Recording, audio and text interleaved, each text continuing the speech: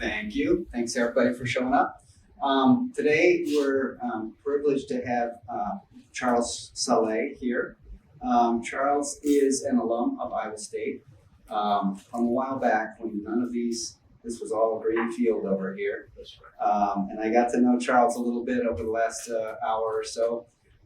Really interesting background and a great representative for our Flagship Fridays because of the diversity of his background. So I did a little bit of digging through online and through Will's information that he shared with me. But so 1980 graduate of mechanical engineering, a little while before I got here. And then from Iowa State, he went to Georgia Tech and got a master's degree at Georgia Tech. And from there began his career, which, Charles, I want to kick it off with that kind of transition. A lot of students, they get out of school, maybe they get a graduate degree, and then they launch their careers. So you started at a big company, and your career has taken a lot of twists and turns over the years. How did you, first of all, decide on starting at IBM and then shortly thereafter take the leap? Okay. Well, first of all, it's an honor to be here. And it's beautiful to be back home. Maybe home of the Cyclones. So I guess for this weekend, go Cyclones, huh? So that'd be awesome. And this is where it all started for me. It was at Iowa State, and all the education and the hard work, the sleepless nights sometimes, and all of that. At the time, you would think it's tough, but going through it. You feel it at the end that it all comes together. So having said that, working for IBM at the time was the king of the hill. IBM had 370,000 employees, and there was no bigger company than IBM. But, working in a big company, I call it, they give you the golden handcuffs. It is golden, but it's still the handcuff. You work in a big company and you only see a very small piece of the action, and they don't let you see the big picture. And as an entrepreneur, it makes it difficult. So I really struggled. And so I couldn't wait to get out and do my thing. Working in a company as IBM, it was very progressive, very innovative. They came up with some of the most amazing inventions, but at the same time, it was limiting because you want to see the big picture. And that was the big thing for Motivation. Yeah, I often counsel students that the smaller the company you work for, the more different things you do. Absolutely. Emptying waste baskets and making sales, even if you're a programmer, all those things. So your first entrepreneurial effort was related to electronics, I guess, machines. And how did you choose that sector, and how you clearly had to build a team and do all that entrepreneurial stuff while you're working for a big company? Well, it's, my master's was in mechanical engineering, but at the same time, it was really in lasers. Laser technology was new at the time, and everybody was looking for the new thing. So IBM was transferring the technology from dot matrix printers to lasers. And at the time, I was doing a lot of research on lasers, and I worked with NASA and on the shuttle, and then they came to me and they said, we need your help. So that got me involved into a lot of the technology that was available at the time, and how do you transition from being in school and theoretical to practical. That was the big thing for me. So that gave me a lot of ideas, and one of the biggest things that happened during that period was the digital recognition of signatures. And the lasers was used to recognize what most people today take for granted, is that how do you process a check? And the check processing equipment was huge. And IBM was the king of the hill on that. They were selling millions and millions of machines to the banking system. And that's where the invention of the ATM machines came from. And because of that, IBM thought that who's gonna buy a machine that can give cash? And so they sold that whole business to a company called People, and the rest is history. And so did you join that company, or was it No, it was actually a transition. I left IBM, started my own company in the steel business. Okay. And being in the steel business, we were doing safes. And as you know, the ATM machine is pretty much a safe. So you had to go from building a safe into an ATM machine, and we started selling these ATM machines to people. Yeah. Fascinating. And then obviously you've had success and dealt with people, building teams. What are some of the takeaways to a lot of students say, well, I'm going to start a company, I'm going to work with my best friend, and we're going to do this thing. But how do you go about building relationships that you trust and you can build an organization around? Well, I have 3 filters. It's pretty simple. The first filter is trust. In other words, it doesn't matter how good the deal is and the position or the money. If you don't have trust, you can't really do anything. This is only funny, but I have a lot of family that I trust with, but they're not that smart. So, you wonder, is that, how do you do that? So you've got to be competent. So you've got to pass the first test, which is trust. And then the second one you've got to pass, which is competent.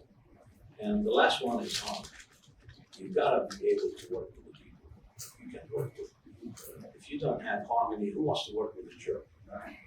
Yeah, nobody wants to work with a jerk. So people avoid doing these things. So once you pass those 3 tests, the rest is easy. Those are some good words of wisdom. In following your path, so you built basically computerized safes for a while, and I know the one that I use now is even smarter these days because they're magic, right? There's all kinds of magic. But you wanted to steal. You've done industrials. You've done a variety of different things, and now you're more or less a venture capitalist. Is that correct? Yeah. So today we have a family office, and we invest in different industries from real estate to manufacturing, recycling, textile, a few other things. Yeah. And how about, suppose we've had young entrepreneurs here that starting companies in niche markets, and when you're approached for a possible investment, what are some things you look for in a young company that's just getting rolling? And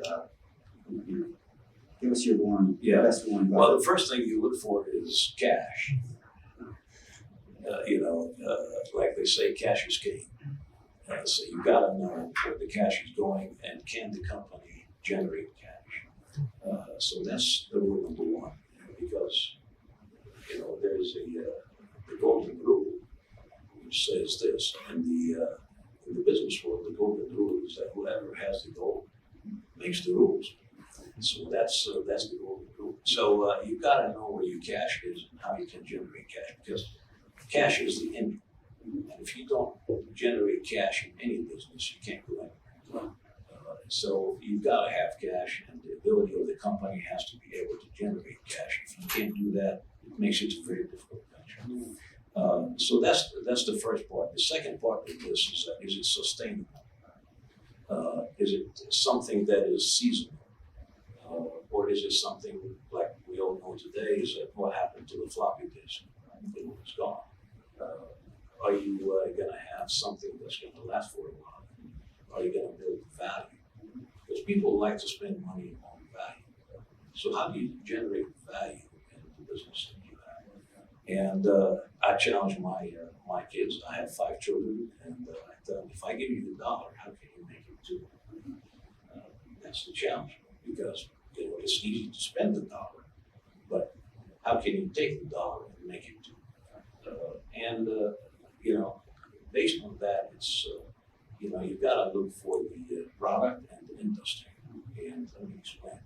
On the industry, is that if you're an entrepreneur, you have to know which industry you want to be in. And what I mean by that is that you can be in the restaurant business, you can be in the construction business, you can be in the pharmaceutical business. So which line of business do you want to be in? And you have to pick one that has a healthy system. For example, construction is very anemic type of business. Restaurants is very, very risky business. So whichever one you pick makes a big difference for the outcome. So you want to eliminate the variables, and you want to pick one that gives you the ability to generate the cash, so you can have the sustainability, and that will give you the long-term benefit. And hopefully, whether you want to keep it or sell it, that will give you the benefit. You've clearly mastered. So coming from a technical background, the personal and financial aspects of business. One of the things that I think we all as engineers come out thinking is that we're the smartest guys or gals in the room because we got through engineering, right? Yep. And I've been involved in a number of startups, and there's always inevitable tension between the people that are making the product, planning for the next generation, and those that are selling the product. And there's that tension, right? To so if you don't make revenue, sales and manufacturing, yes, always sales and have an issue, development, right? So how do you bridge those gaps? It's kind of two sides of the coin. You have to have a product to sell, but if you don't sell anything, you don't have can't make payroll. So That's right. how do you help bridge that understanding of that the technical people need to understand business, and the business people need to understand the challenges of Well, I will share this with you. I've had a lot of smart people in my life, and just because you're smart, it doesn't mean you know how to be successful. A lot of smart people can't generate a dollar because what happens is that you've got to be able to use the information that you accumulate. So in life, I mean, whether you go engineering or business or med school or anything, that gives you the technical side. But how do you apply that? So I could be the smartest person ever, but if I can't apply it in a practical way, it doesn't do me any good. Just pure knowledge in my head doesn't work.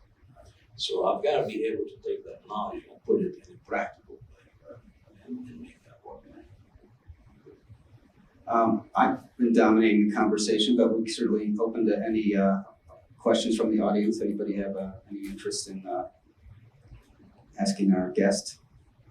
Charles? I can share a few things, a few stories for you guys, so that that'll give you a little insight. Sounds good.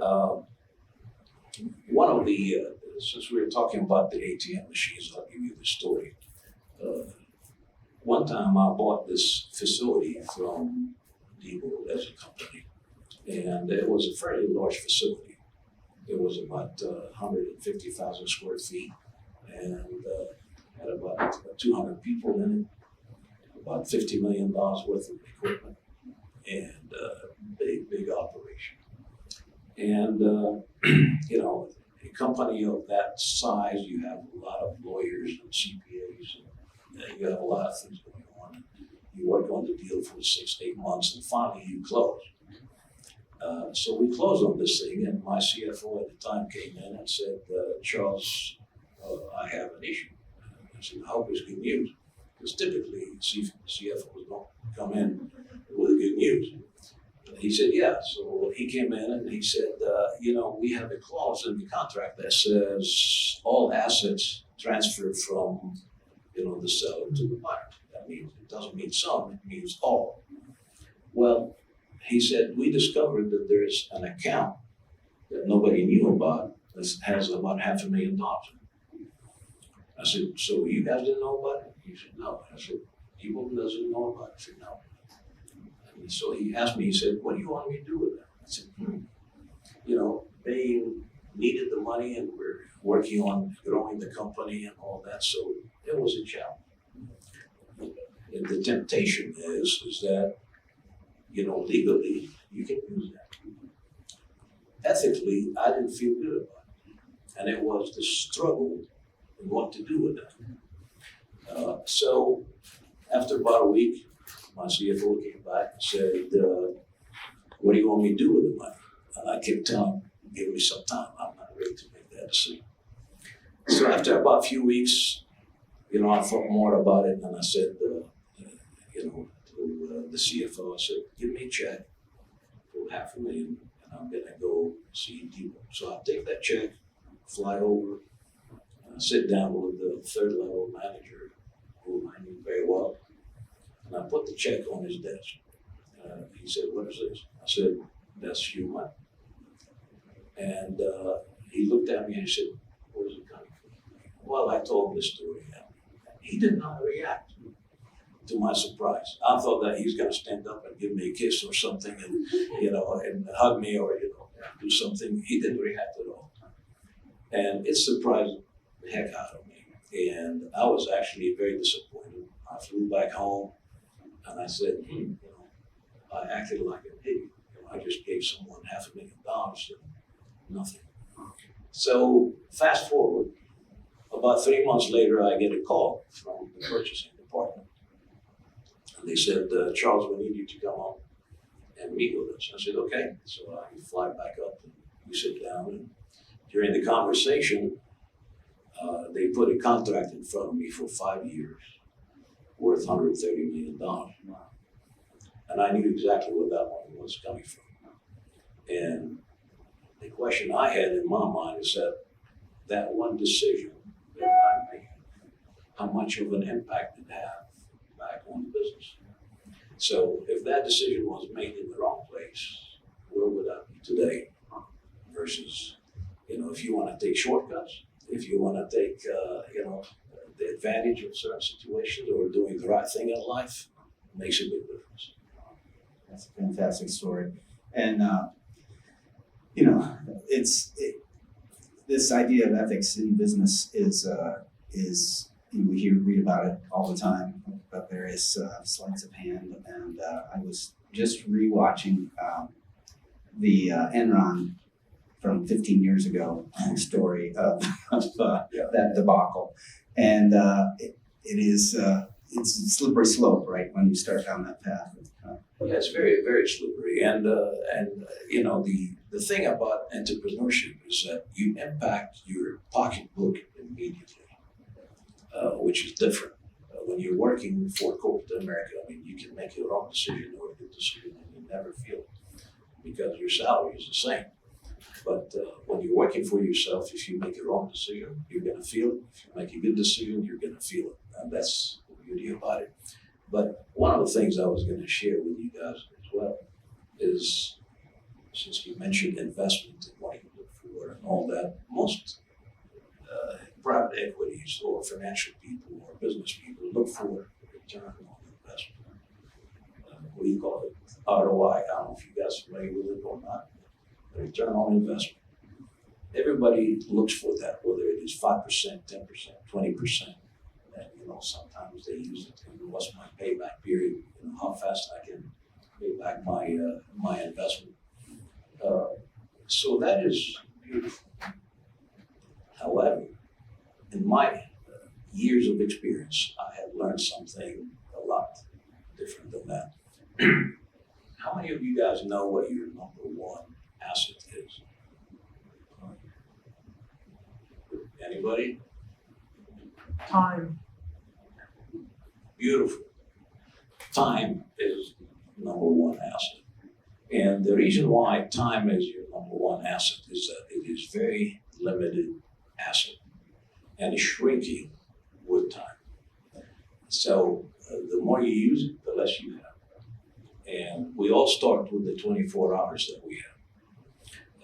And what you do with that 24 hours is what differentiates you from someone else.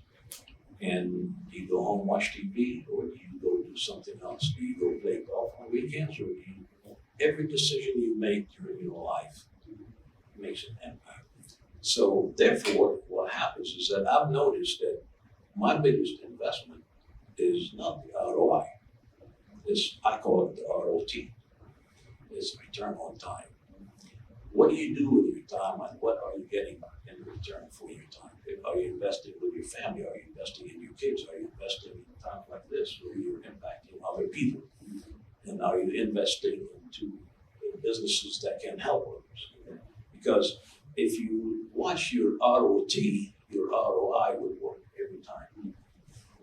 Because if you're wasting time and just doing the things that don't matter, you're going to end up with something that doesn't matter.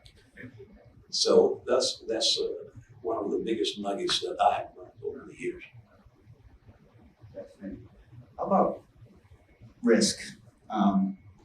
You mentioned you've been there a lot of times, but and it seems like when it's your own personal, funds or your own life. If I'm a single entrepreneur and I'm just starting out, I can roll the dice. But eventually, you've got 5, 10, 20 people on your team working for you, and they all depend on decisions you're making. How do you balance the risk of being an entrepreneur and the responsibility for the team, the loyal team that you've built along the way? And sometimes you have to make hard decisions, right? Yeah. In my younger days, I had the mentor that he was an amazing gentleman. And he was very good in business. And he told me, he said, we were talking about risk. And he told me something I never forgot. He said, have you ever seen a turtle that moves without sticking his neck out? So think about that one for a minute. You got to stick your neck out, because otherwise you're not going anywhere. So if you don't take some kind of risk in your life, you can't get anywhere. But in addition to this is that, the risk is a risk return. So it's got to be, this is where the education comes in, this is where the competency comes in, this is where the experience comes in, and good judgment comes in. And well, how do you get all that? I mean, it takes a while. In my case, I was looking at campus today, and what a beautiful campus, what a beautiful university, and this is a beautiful innovation center. So you guys are doing an amazing job. And looking back at 46 years ago when I started here, that was amazing. And we didn't have any of the stuff that you guys have today. So that experience in the technology and just the ability to teach you how to think. Because all these degrees, most people end up with a technical degree, but how many of them do that the rest of their life? Very few, very few. So what you want to learn is how you use that ability to learn, use that ability to think to make good decisions in your life.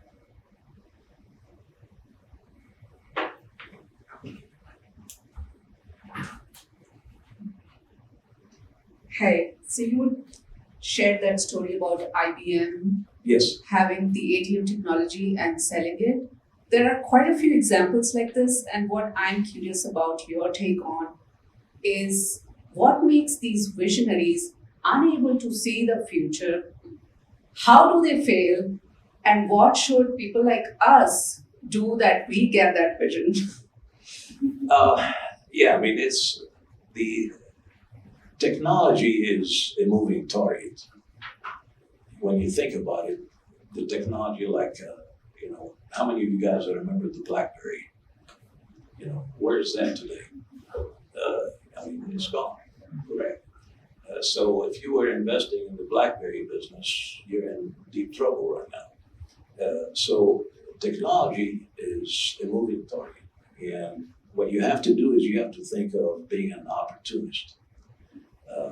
And being an opportunist, that means you can see that vision and you can see how long that thing is going to last, and you jump on it. Because if you jump on it at the tail end of it, you're in trouble. So timing is everything in business. So you've got to know when to jump in and you've got to know when to jump back out. And how do you teach that? There's no course that can teach you that. I can tell you this: it's more of a talent and it's more of a gut feel, and you have to know the variables that affect that business. Like today, for example, if I'm looking in the future, we're going to talk a little bit about it here at the end. But it's, what do you think can impact the human race more than anything right now?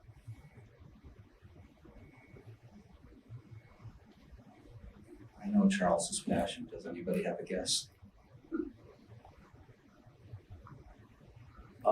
I'll share it with you. If you think about what can impact the human race more than anything else today, is that storage of energy. A lot of people are attempting to come up with a good storage.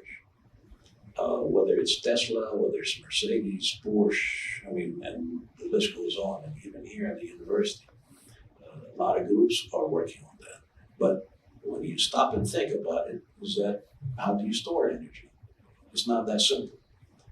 But as we know, being here in the engineering world, is that energy cannot be destroyed or created, correct? It can only be transformed.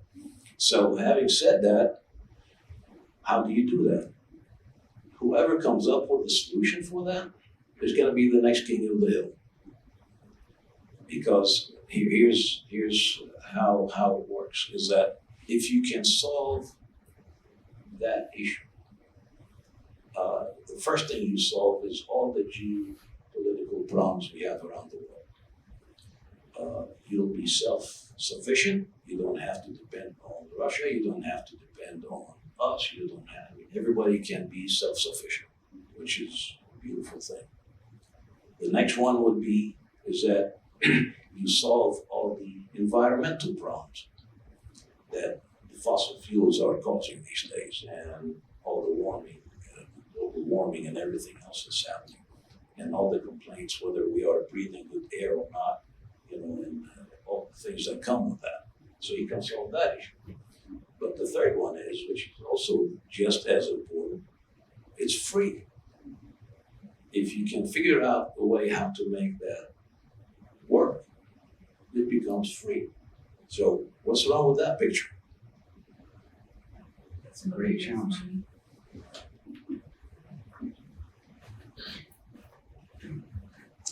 So I have two questions, but they hit both ends of the spectrums. Okay. We work here at Iowa State to train students in entrepreneurship and innovation. We do that by inviting them to participate, just try it out.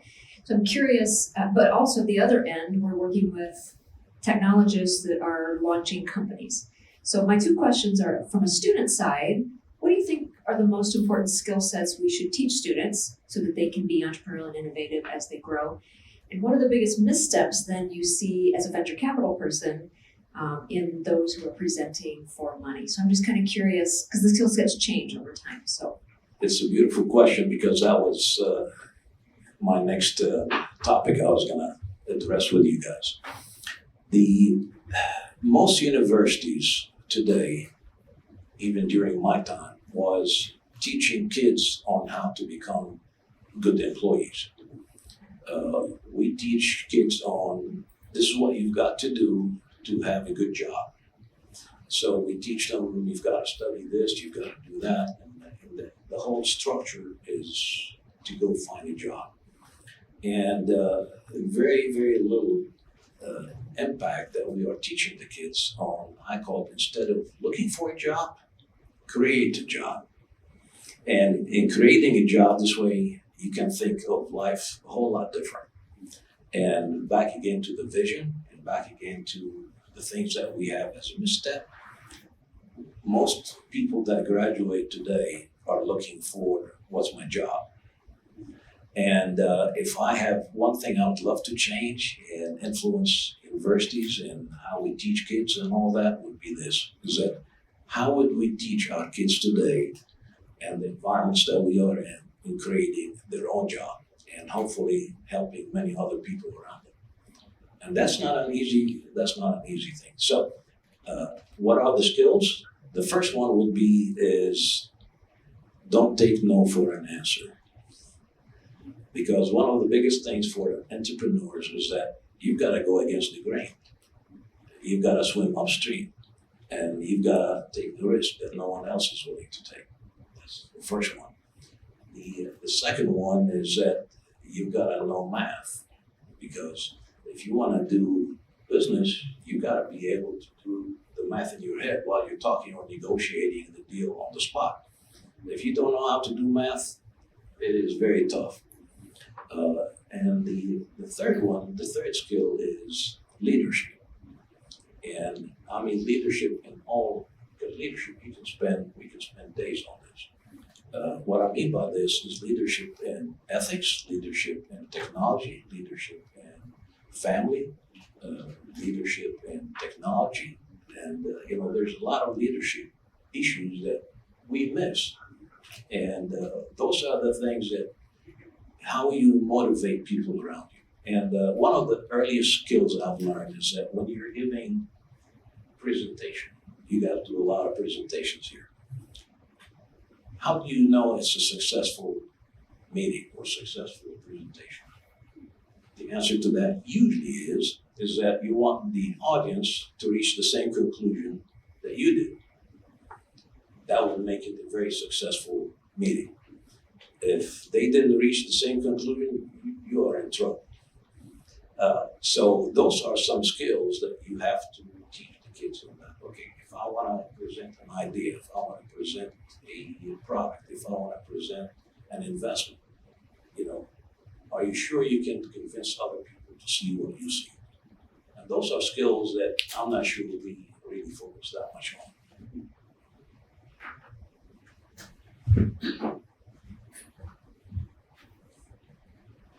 So, from your experience, you going from IBM and then working in steel and then going through all the other different industries that you worked in, you were talking about selecting an industry for your company.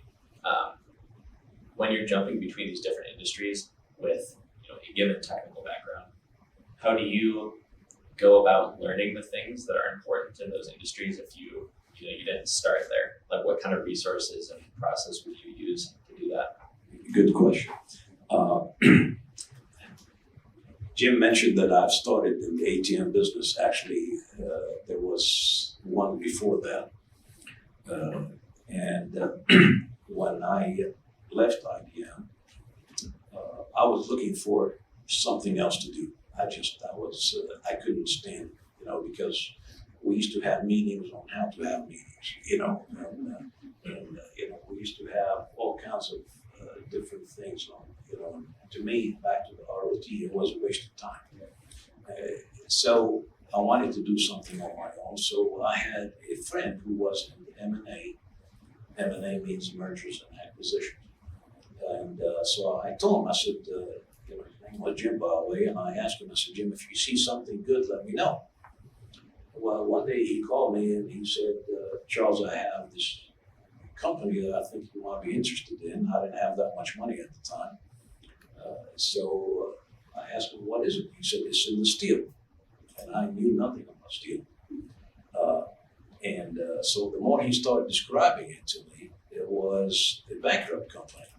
I said, bankrupt? He said, yeah. He said, but it's, I think you can do well in it. So come to find out that I didn't know anything about the bankruptcy system or legalities. So I found out that the people that control that is the judge, because the judge is the trustee in a bankruptcy, and they are the ones that make the decisions for a bankrupt company. And that was a whole different world of trying to learn something new. But in that process, I got to know the judge fairly well. I was hungry. I wanted to do something different, and I didn't take no for an answer. And I wanted to do something. So I got to go see that judge almost on a daily basis. He was sick of me by the time that we got going on this. But in the process, he got to like me. And And I wanted to make sure that he liked me because I wanted to make the deal happen. So I learned a lot of skills in that. I learned how to, first of all, communicate with people, how to have that social skill that you've got to have to make these things happen. How do you develop the trust that we were talking about? And there was a lot of competition on this. So there was big companies that were bidding on this. Back into your question, how do you do something that you don't know? So I taught myself a lot of those legalities as we are going through this thing. And this is in Charlotte, North Carolina. And the judge he had a really deep Southern accent. So I could barely understand him and he could barely understand me. So I remember at one point he said, Charles, we have a date and you've got to come in with your best number, best and highest number.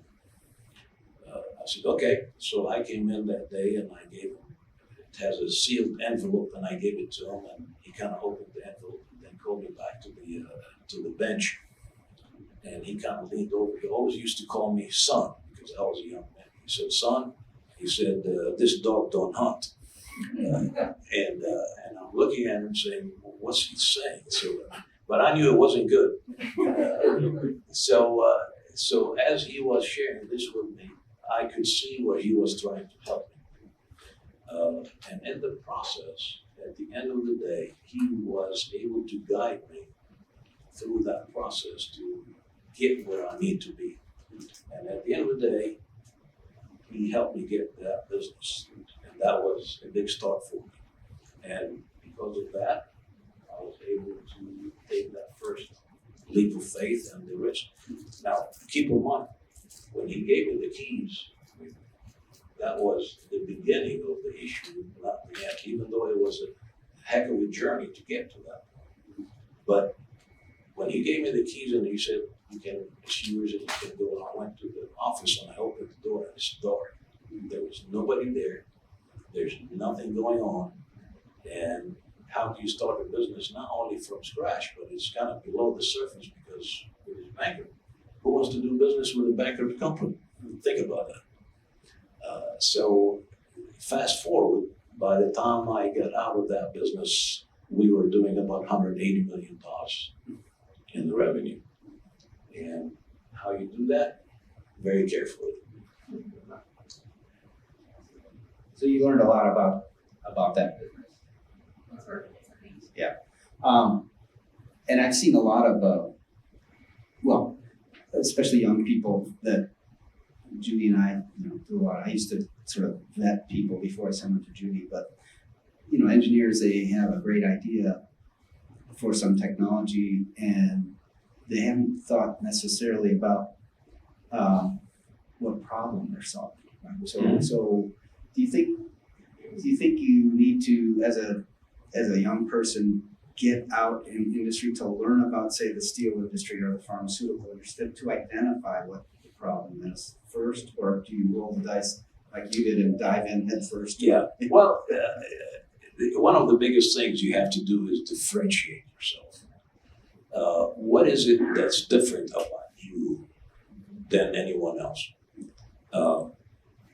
Why do people want to come do business with you? Why do people want to communicate with you? So you have to think about, what makes certain people successful, and why do you get attracted to certain people, and then you want to walk away from certain people. I mean, as we all know, some people can walk to you and you say, I'm going to go this direction because I don't want to talk to that person.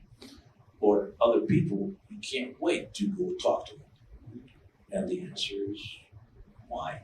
So those are some of the things you have to think about as a young person. Is that where do I want to go with that? How I can teach myself those skills that will attract people to me. That's first one. Second one is that in the business that you are in, I always teach our staff to be what we call the solution center. There's not a company out there that doesn't have problems. I can guarantee you that. I mean, even the universities have issues. We always have problems. So if you want to be successful, you have to look at, if I want to be a solution center, what is it that I'm trying to solve? So whatever business you are in, let's say, since we were talking about steel, we became the solution center to so many companies. I remember one issue we had was with Caterpillar. Caterpillar, as you know, it's all about steel. And they used to have so many issues in their business. And we used to, right on the business card, we used to have the name Solution Center. And then we had the business name. So every time they had an issue, guess who they used to call? They used to call us. So that. Solve the problem. Other questions, comments from the audience?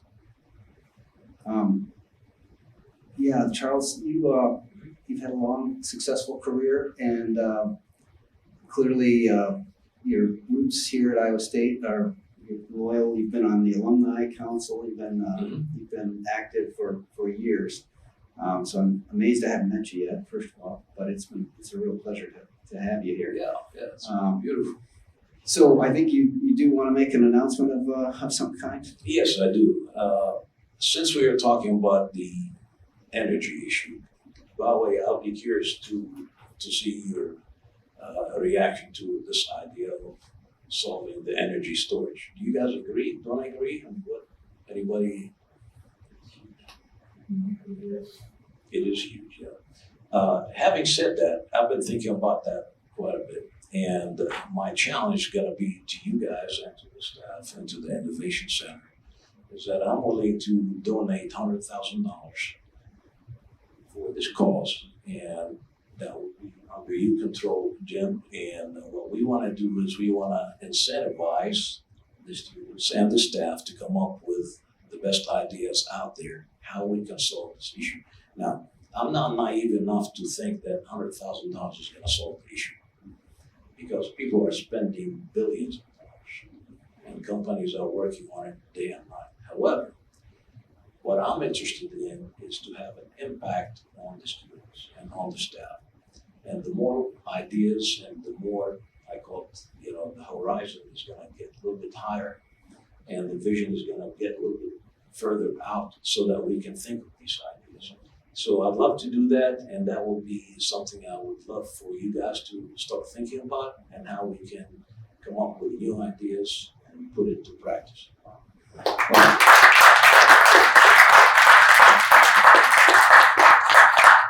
On behalf of Iowa State University and the Student Innovation Center, I'm humbled and thankful for your generous contribution. And I think that as I've worked here now and the center's come to life, it's what's really inspiring to me is that these students coming through, they don't want to wait till they're 30 to change the world. They want to start changing the world right now, and this kind of support is what really enables those kinds of creative projects and gets these groups together that can think.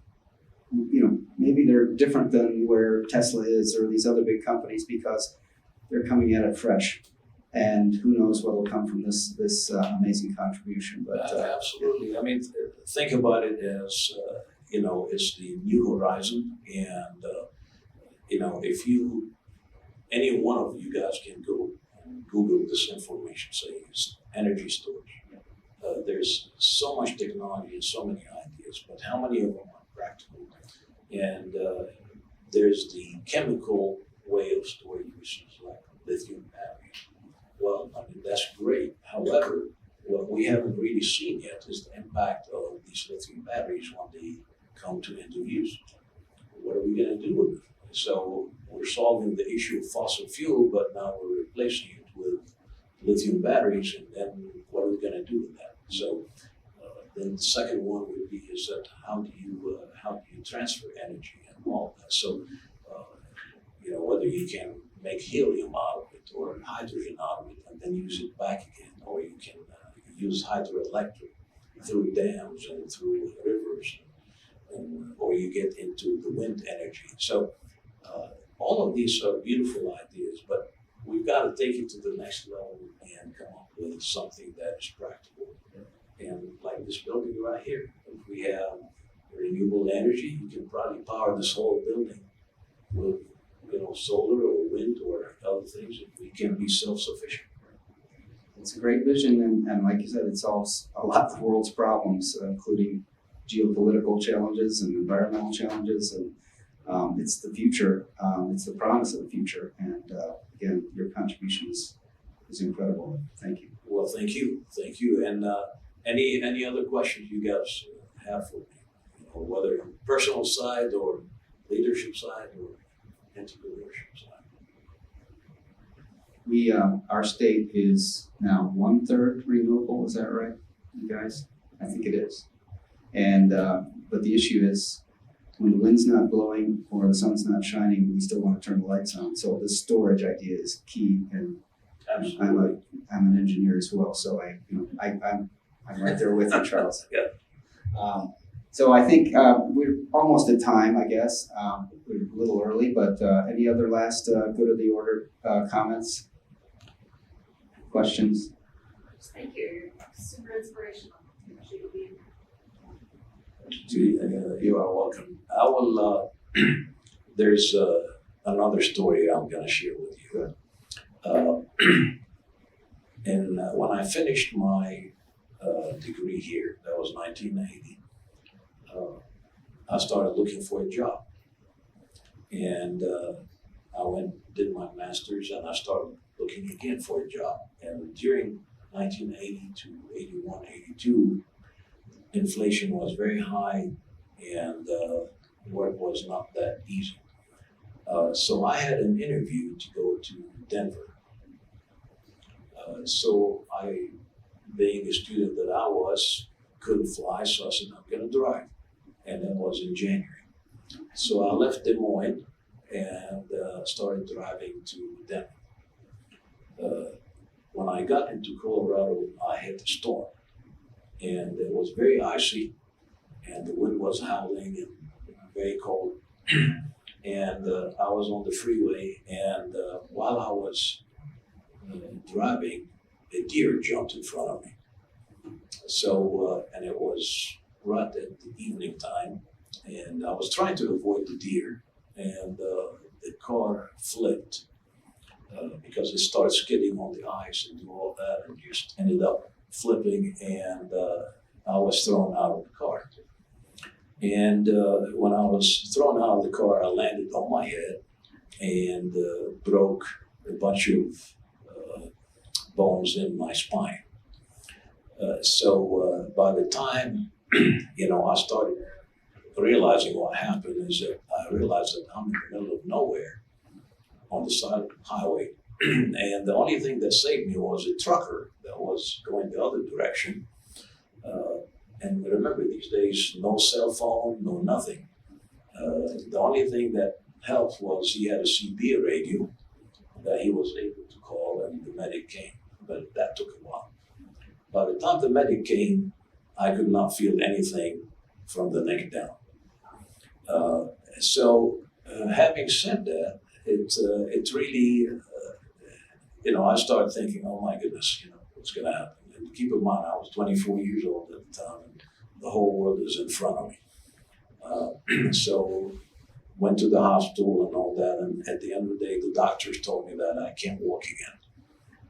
So you can imagine the magnitude of something like that, and all of a sudden you go from being a young man to a really old man pretty quick. Because I started thinking about all the things I wanted to accomplish, having family one day and having successful business and having life and do all that, and all of a sudden, all that has vanished. That's where some of the things I said, is that a way to start your career? This is so it's huge. And with God's grace, I was able to, over time, to overcome that. And it took me several years to overcome that, and here I am. And the reason I'm sharing that with you is that sometimes, who said life is easy? And who said, all things are going to happen to plan? Things don't happen to plan. And how do you overcome these things? And how do you keep your perspective on life? And how do you keep your perspective on making the right decisions over time? And the decision-making process that you develop is what gets you where you are. So if anybody doesn't like where they're at today, you need to change something. Because if you are in a position that you are saying, I don't like where I'm at, that means the decisions that led you to where you are today have to change. So what I'm trying to share with you is that when you hit these obstacles in life, you've got to figure out a way to go through it, under it, over it, around it, something. And you have to know that there's a lot better things around the corner. And you have to rely on God's grace for certain things that you can't control. And those mean a lot to you as you get older. And, when you start thinking that there is someone else that's looking out for you, can make a big difference. And I can guarantee you life will become a lot brighter.